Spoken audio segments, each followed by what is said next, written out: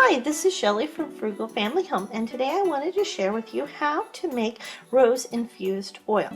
So the first thing you want to start out with is rose petals, and this is about 4 roses. And what I did is I just took the petals off of the bloom and then I washed them and let them dry.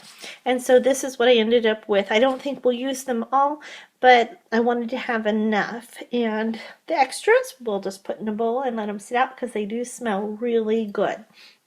And so the first thing you want to do is we want to take a jar, and I'm just using a small jam jar today, and we're going to put the roses in.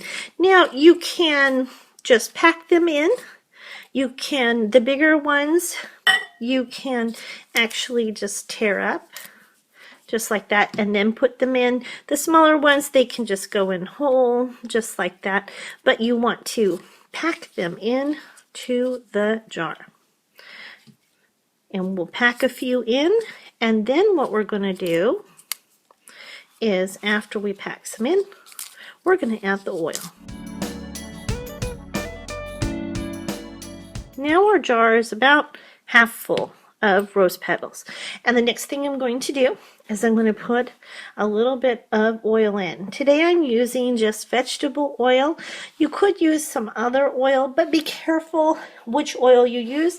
I tried to make a batch of this before and it didn't turn out because I used sunflower oil that was very fragrant and it overtook the smell of the roses. So be sure to use a not too smelly oil. And to this one, I'm just adding enough to basically cover most of the petals, and then we're going to add more petals. And this is just what we're going to do until we fill it up. Okay. Now it looks like we have them pretty well packed in. We're going to add some more oil. I don't know, add enough oil to almost cover them.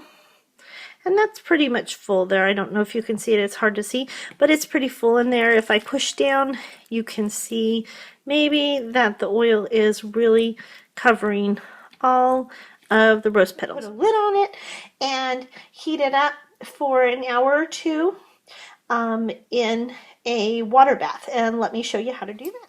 So we have our jar of rose petals with oil in it, and again I use vegetable oil, but you can use any kind of oil you like. Just make sure it's not fragrant. Olive oil would work, grapeseed oil, sunflower oil that doesn't smell as strongly as the one I bought would be good too. So we just want to put a lid on, and I have a 2-piece canning lid here, and just want to put the lid on, and we have water in a pan, and the water comes up about halfway up the jar, and we're just going to put this on low and not even to a simmer. You want to bring it up to a simmer and then turn it down just to keep it warm for a couple hours, and then after that we'll take a peek and see what we have, and I'll show you how to finish it up.